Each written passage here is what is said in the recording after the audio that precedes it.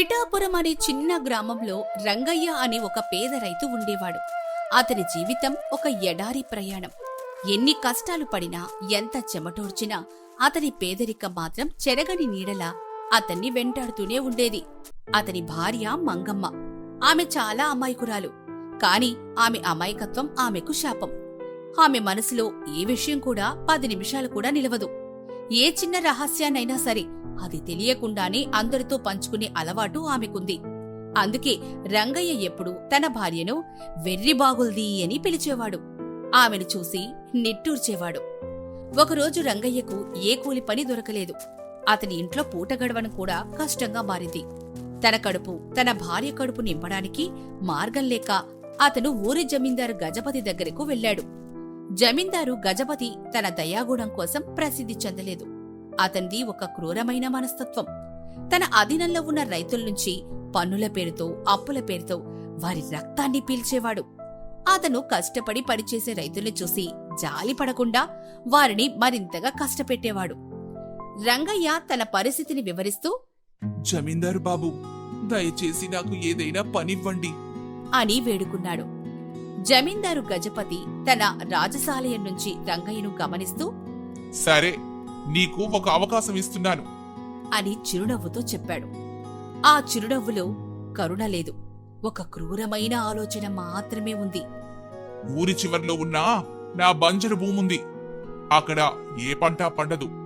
అయినా సరే నువ్వక్కడ కృషి చేసి బ్రతుకు అని అన్నాడు. రంగయ్య గజపతికి కృతజ్ఞతలు చెప్పి వెళ్లిపోయాడు. కాని గజపతి మనసులో ఒక దుష్ట ఆలోచన ఉంది. ఆ పొలంలో లంకె బిందెలు ఉన్నాయని గ్రామమంతా పుకారుంది. అవి అక్కడ చాలా కాలంగా ఉన్నా ఎవరికీ దొరకలేదు. ఈ రంగయ్యకు ఆ పొలమిస్తే లంకె బిందెలు దొరికితే నేను వాటిని అతడ్నుంచి సులభంగా లాక్కోవచ్చు అని గజపతి ఆలోచించాడు. రంగయ్యేమో ఆశతో పొలం దున్నుతూ ఉన్నాడు. కష్టపడి నాగలిని ముందుకు నెడుతూ ఉండగా నాగలికి ఏదో గట్టిగా తాకింది. ఆ ప్రాంతంలో తవ్వి చూస్తే అద్భుతమైన దృశ్యం. మట్టిలో ఒక పాత కుండ బయటపడింది. ఆ కుండలో నిండా బంగారు నాణాలే ఉన్నాయి. రంగయ్య ఆనందంతో తన కళ్ళను తానే నమ్మలేకపోయాడు. అతని జీవితం, అతని భార్య జీవితం ఈ ఒక్క క్షణంలోనే మారిపోయింది. తన కష్టాలు, తన బాధలు అన్నీ ఒక్కసారిగా గాలిలో కలిసిపోయినట్లుగా అతనికి అనిపించింది. ఆనందం తర్వాత రంగయ్యకు భయం మొదలైంది. ఈ విషయం జమీందారుకు తెలిస్తే ఆ బంగారంలో ₹1 కూడా దక్కదు. గజపతి రంగయ్యను కేవలం పొలం దున్నడానికి మాత్రమే అనుమతించాడు, అందులో దొరికిన సంపదను కాదు. ఇక రంగయ్య తన భార్య అమాయకత్వం గురించి ఆలోచించాడు. మంగమ్మ ఈ విషయం ఎవరికీ చెప్పకుండా ఉంటుందా? ఆమె ఏ విషయమైనా అందరికీ చెప్తుంది. నేను ఈ రహస్యాన్ని ఎలా కాపాడాలి అని అతను తనలో తాను అనుకున్నాడు. చాలాసేపు ఆలోచించి మంగమ్మని మోసం చేయాలని నిశ్చయించుకున్నాడు. ఆ రాత్రి చీకటి పడ్డాక రంగయ్య కొన్ని పెద్ద చేపలు, ఒక కోడిపుంజు కొన్నాడు. ఆ చేపలను తన దొడ్డిలో ఉన్న వలల్లో పెట్టాడు. కోడిపుంజును చెరువు దగ్గర ఉన్న వలలో పెట్టి ఖాళీ చేతులతో ఇంటికెళ్లాడు. మంగమ్మేమో అతన్ని చూసి, ఏంటి ఎప్పుడు ఉత్త చేతులతో వస్తావ్? వంటేం చేయను అని విసుక్కుంది. అప్పుడు రంగయ్య నవ్వుతూ, ఓ మంగమ్మ, ఊరికి అలా అరవకే అన్నాడు. దొడ్డిలో వల వేశారు. అందులో ఏమైనా పడ్డాయేమో చూద్దాం. అలాగే చెరువులో కూడా ఒక వల వేశాను. ఈ రోజు మనకు మంచి చేపలు, చికెన్ దొరుకుతుంది. నీకు నచ్చిన కూర వండి పెడతాను అని నమ్మకంగా చెప్పాడు. భార్యాభర్తలిద్దరూ దొడ్డిలోకి వెళ్లి చూశారు. వలలో పెద్ద పెద్ద చేపలున్నాయి. అలాగే చెరువు దగ్గర చూస్తే కోడిపుంజు చిక్కుకుంది. మంగమ్మేమో ఆశ్చర్యంతో నోరు నొక్కుంటూ, ఎంత చిత్రం, ఎంత చిత్రం అని అనింది. ఇదేం చూసావ్? ఇంతకన్నా చిత్రాలు ఇంకా ఉన్నాయిలే. మన పొలంలో లంకె బిందెలు దొరికాయి. వాటిని మనం అర్ధరాత్రి వెళ్లి తీసుకురావాలి. అది బయట తెలిస్తే జమీందారు ఒక్క నాణం కూడా మనకివ్వడు అని హెచ్చరించాడు. అర్ధరాత్రి అయ్యాక భార్యాభర్తలిద్దరూ పొలానికెళ్లారు. రంగయ్య మంగమ్మ అమాయకత్వాన్ని ఉపయోగించుకోవడానికి ఒక ప్రణాళిక వేశాడు. ఆ రోజు రాత్రి రంగయ్య ఒకచోట ఎర్రటి నీళ్లు, ఒక వేపమండను సిద్ధం చేసుకున్నాడు. చీకట్లో వేపమండను ఎర్రటి నీళ్లలో ముంచి మంగమ్మ మీద విదిలించాడు. ఇదేంటి అని మంగమ్మ అడిగింది. వాన పడుతోందా అంటూ ఆమె తలపైకెత్తి చూసింది. ఆకాశంలో ఏమో మబ్బుల్లేవు, నక్షత్రాలు మిలమిలా మెరుస్తున్నాయి. మబ్బుల్లేకుండా ఈ వానేంటయ్యా అని ఆమె ఆశ్చర్యంగా అడిగింది. అది నెత్రువాణి, నీకు తెలీదా అంటూ రంగయ్య చెప్పాడు. అవునా, నాకు తెలీదు అని మంగమ్మ అమాయకంగా అనింది. వారు లంకె బిందులు మోసుకుంటూ ఇంటికి బయలుదేరారు. జమీందారు ఇంటికి దగ్గరగా వచ్చేసరికి 2 ఆవుల మూలుగులు వినిపించాయి. మంగమ్మేమో భయంతో, ఆ అరుపులేమిటయ్యా, చాలా వింతగా ఉన్నాయి అనింది. అవి ఏవి కాదు, జమీందారు గజపతిని కొరివి దయ్యాలు ఎత్తుకెళ్లిపోయాయట. అందుకే అతని నౌకర్లు అలా ఏడుస్తున్నారు అని అబద్ధం చెప్పాడు. మంగమ్మేమో ఆశ్చర్యంగా, ఏంది, జమీందార్ని దెయ్యాలు ఎత్తుకెళ్లిపోయాయా అనింది. వారు ఎలాంటి ఆటంకాలు లేకుండా ఇంటికి చేరుకున్నారు. రంగయ్య లంకి బిందెల్లో ఒకచోట దాచిపెట్టాడు. ఆ తర్వాత మంగమ్మ వెంటనే నిద్రపోయింది.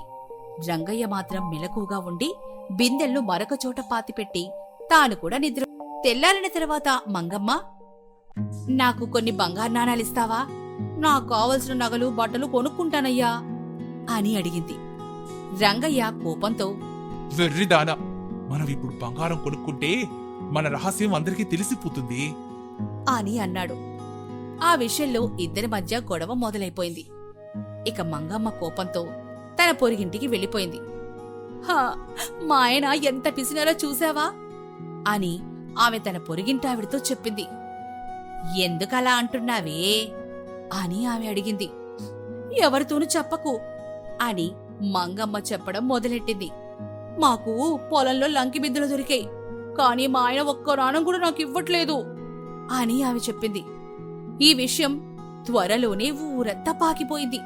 చివరికి జమీందారు గజపతి చెవిన పడింది. అతను తన అనుచరులతో కలిసి రంగయ్య ఇంటికి వచ్చాడు. అతని ముఖం కోపంతో ఎర్రబడిపోయింది. దుర్మార్గుడా, నమ్మక ద్రోహి, నువ్వు నా భూమిలో దొరికిన సంపదను కాజేస్తావా అంటూ గట్టిగా అరిచాడు. రంగయ్య అమాయకంగా, జమీందార్ బాబు, లంకి బిందెలేంటి, మీకెవరన్నారు అసలు అని అడిగాడు. ఎవరా? నీ పెళ్ళామే మంగమ్మ, ఊరంతా చెప్తోంది అని గజపతి అన్నాడు. రంగయ్య తన భార్యని చూసి, ఏంటిది అన్నట్లుగా కోపంగా చూశాడు. మంగమ్మ అమాయకంగా, ఏంటి, మనం కలిసి లంకి బిందెలు తీసుకురాలేదా? వాటి నిండా బంగారు నాణాలు లేవా అని అడిగింది. అదెప్పుడు జరిగింది అంటూ రంగయ్య ఆశ్చర్యపోయినట్లు నటించాడు. అప్పుడు మంగమ్మ, నేనేం మర్చిపోయాననుకున్నావా ఏంటి? ఆ రాత్రి కదా మన వలల్లో పెద్ద పెద్ద చేపలు, కోడిపుజ చిక్కాయి అని చెప్పింది. మంగమ్మ పిచ్చి మాటలకు అక్కడున్న జనం నవ్వడం మొదలుపెట్టారు. మంగమ్మ నవ్విన వాళ్ళని చూసి, ఎందుకు అందరలా నవ్వుతున్నారేంటి? ఆ రాత్రి కదా ఆకాశంలో మబ్బులు లేకుండా నెత్రువాన కురిసింది. అలాగే జమీందార్ బాబును దెయ్యాలు ఎత్తుకెళ్లిపోయాయని ఆయన నౌకర్లు కూడా ఏడ్శారు అని చెప్పింది. జమీందార్ గజపతికి ఈ మంగమ్మ పిచ్చిదని, అతను అనవసరంగా ఇక్కడికి వచ్చాడని అనిపించింది. అతను రంగయ్య మీద కోపం తగ్గాడు. ఈమెకి పిచ్చి పట్టింది అని అతను అనుకున్నాడు. ఈ లంక బిందెల విషయం బుట్టి పుకారు మాత్రమే అని భావించి అతను తన ఇంటికి వెళ్ళిపోయాడు. అక్కడ ఉన్న జనమంతా కూడా నవ్వుతూ ఎవరి దారిన వారు వెళ్ళిపోయారు. ఇక జమీందారు వెళ్ళిపోగానే రంగయ్య మంగమ్మ దగ్గరకొచ్చి, నువ్వు ఎంత పిచ్చిదానివి, ఈ రహస్యాన్ని బయట పెట్టావు అని అరిచాడు. మంగమ్మ కళ్లల్లో కన్నీళ్లతో, మీరు నాకు చెప్పినవన్నీ నేను నిజమని నమ్మానండి. మీరు చెప్పినట్లు చేపలు వల్లో చిక్కడం, కోడిపుంజు వల్లో పడ్డం, నెత్రువాన, దెయ్యాలు ఇవన్నీ నాకు చిత్రాలుగా అనిపించాయి. నేను వాటి నిజమని నమ్మాను. ఇప్పుడు మీరేమో అబద్ధాలని చెప్పారని తెలిసింది అని ఆమె అమాయకంగా చెప్పింది. రంగయ్య తన మోసానికి పశ్చాత్తాపడి మంగమ్మతో క్షమాపణలు చెప్పాడు. అతని మోసం, అబద్ధాలు అతనికి తిరిగొచ్చాయి. మంగయ్య అమాయకత్వం అతన్ని కాపాడింది. రంగయ్య తన భార్యను ఆప్యాయంగా చూసి లంకె బిందెలను బయటకు తీశాడు. మనకు ఈ బంగారంతో అవసరం లేదు అని రంగయ్య అన్నాడు. ఈ సంపద మన మధ్య ఉన్న నమ్మకాన్ని నాశనం చేసింది.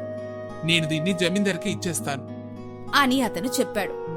కాని మంగమ్మ, లేదు లేదు, ఇది దేవుడు మనకిచ్చిందండి, మనం దీన్ని పంచుకోవాలి ఇప్పుడు మన మధ్య ఎలాంటి రహస్యాలుండవు. మనం సంతోషంగా జీవిస్తాం అని ఆమె చెప్పింది. రంగయ్య మంగమ్మతో కలిసి ఆ సంపదని పంచుకున్నాడు. వారేమో సంతోషంగా నమ్మకంగా జీవించారు. ఆ గ్రామంలో వారు గౌరవంతో జీవించారు. రంగయ్యకు నిజమైన సంపద డబ్బు కాదు, తన భార్యతో ఉన్న నమ్మకం అని అర్థమైంది. ఇక మంగమ్మ అమాయకత్వం, ఆమె నిజాయితీ చివరికి వారి జీవితాలను కాపాడింది.